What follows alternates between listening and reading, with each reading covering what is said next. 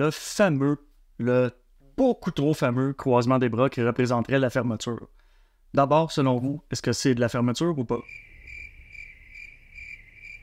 Eh bien, encore une fois, il s'agit d'un mythe parce que, d'abord, les plus fins observateurs auront remarqué que j'ai parlé à l'inconditionnel parce que c'est partiellement faux, partiellement vrai.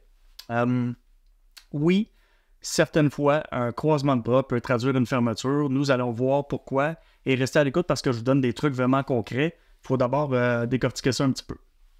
Donc, voici d'abord les différents motifs qui peuvent se cacher derrière un croisement de bras, qui peuvent motiver un croisement de bras. Je peux me croiser les bras tout simplement parce que j'ai froid. Ça se peut, ça? Non seulement ça se peut, mais ça va peut-être vous faire du bien de savoir que vous n'êtes pas toujours fermé quand vous avez les bras croisés. Donc, on peut se croiser les bras parce qu'on a froid, tout simplement. Il ne faut pas aller chercher plus loin que ça.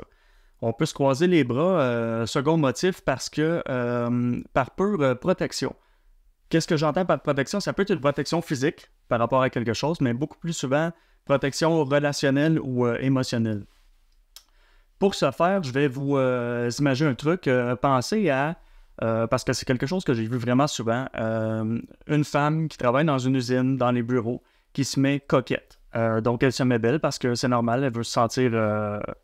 c'est normal, c'est un sentiment, puis un besoin qui est normal de vouloir se sentir désiré, de vouloir se sentir beau, belle. Donc, la femme se met coquette pour aller travailler, mais elle ne le fait pas dans une optique de flirt ou de trucs de séduction.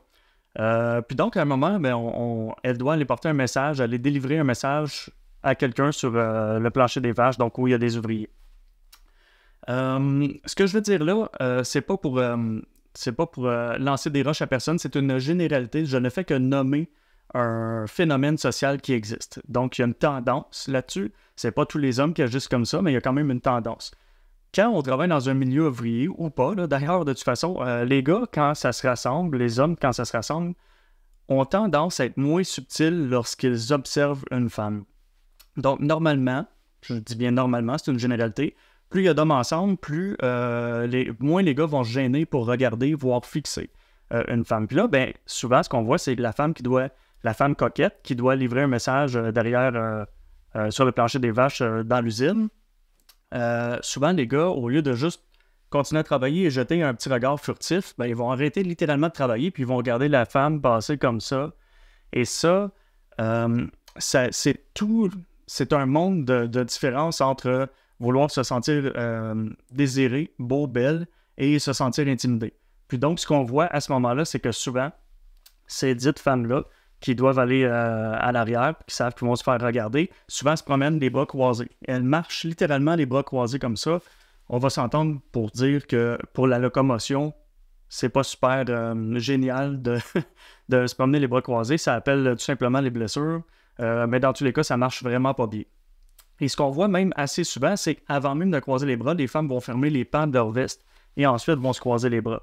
Donc, je suis persuadé qu'il y a beaucoup de femmes qui se reconnaissent là-dedans.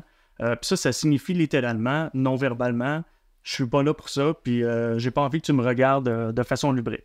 Donc là, j'en reviens au motif qui est protection émotionnelle ou relationnelle. Ce n'est qu'un exemple, il y a d'autres circonstances qui peuvent appeler ça. C'est un exemple, mais donc je pense que vous comprenez. Tenez-vous bien, comme autre motif derrière un croisement des bras, peut exister une position d'écoute confortable.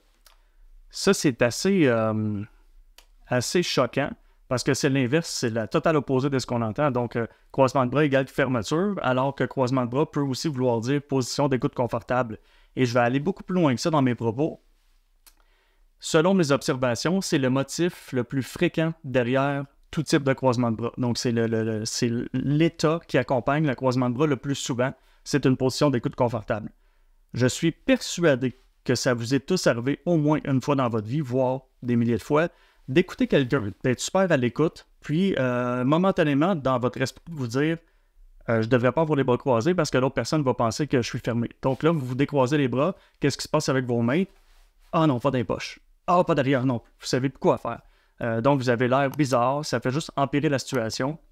Mais dites-vous bien une chose, c'est que même si cette personne-là a déjà entendu ce fameux mythe-là que le croisement des bras représente une fermeture, mais au moment où vous l'écoutiez avec intérêt, je suis persuadé que ça ne lui a jamais passé par la tête que vous ne l'écoutez pas. l'écoutiez pas, pardon. Donc, moi, si j'ai un seul conseil, c'est d'assumer son body language et même quand vous avez les bras croisés, de les garder fermés. Maintenant que j'ai nommé les motifs, je vous avais promis de vous donner quelques trucs pour démystifier, départager un peu les croisements de bras qui représentent peut-être davantage une fermeture que non. Les voici. D'abord, je veux dire que le mot fermeture, je ne l'aime pas beaucoup. Dites-vous qu'on est tous, à un moment ou à un autre, dans une certaine fermeture, donc c'est pas super appréciable que les gens pensent ça de nous. Moi, je préfère le terme manque de réceptivité. Mais bon, pour les besoins de la cause, pour raccourcir le truc, on va appeler ça fermeture aujourd'hui. Ça reste une capsule YouTube, hein? Donc, voici. Ce qu'on dit, c'est que plus les bras sont croisés haut, plus ça représente typiquement une fermeture. Attention, cet indice-là, cet indicateur corporel-là seul n'a pas beaucoup de valeur. Donc, c'est pas parce que la personne a les bras croisés haut seulement que ça représente la fermeture. Il faut les accumuler. Mais oui, la plupart du temps, plus que la moitié du temps, quand les gens ont les bras croisés haut, c'est associé à une certaine fermeture, un certain manque de réceptivité. Numéro 1.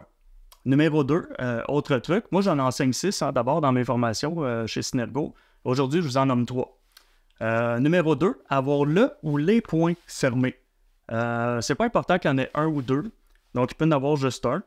C'est plus difficile un petit peu, surtout au début quand vous n'êtes pas habitué, parce qu'on ne le voit pas, le point fermé vraiment.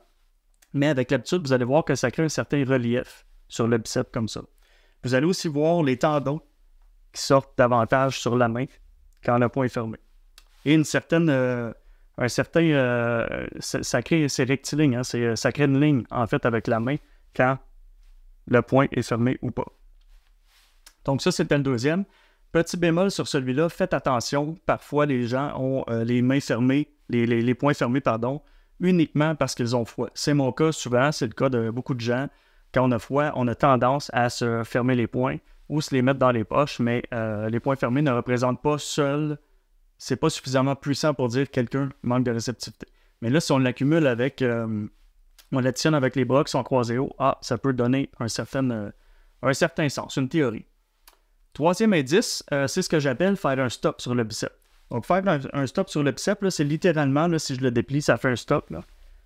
C'est comme ça ici, la main comme ça. Je sais que vous allez me dire que c'est bizarre, que vous ne faites jamais ça, mais devinez quoi, moi, tout le monde qui me dit qu'ils ne font pas un truc sur le body language, je finis par les voir le faire, ce fameux truc-là, à leur insu.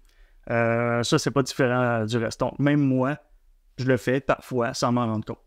Puis ça ici, là, ce que je fais là, c'est pas un stop sur le biceps. Les doigts sont beaucoup trop détendus. Pour moi, c'est pas un stop sur le biceps. Ça, c'est un stop sur le biceps.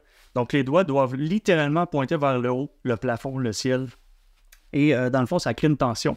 Vous sentez une tension dans votre poignet quand vous faites ça. Et qui dit tension, tension musculaire, en fait, ça traduit une forme de stress. Donc, pour les renommer rapidement, les bras croisés haut, le ou les poings fermés et le stop sur le biceps. Ça fait 3 sur 6. Je ne vous donnerai pas non plus tous mes secrets aujourd'hui.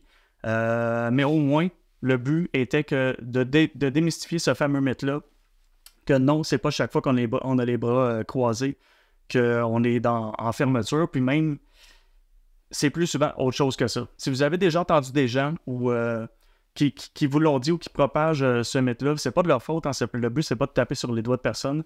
Ce truc-là est encore enseigné, malheureusement, dans certains cursus à l'université, dans des formations, dans un paquet de trucs, alors que c'est pas fondé. C'est très peu près de la réalité. Donc, si vous voulez partager ma vidéo ou identifiez-moi, moi, ça me fait toujours plaisir d'interagir sur les réseaux sociaux.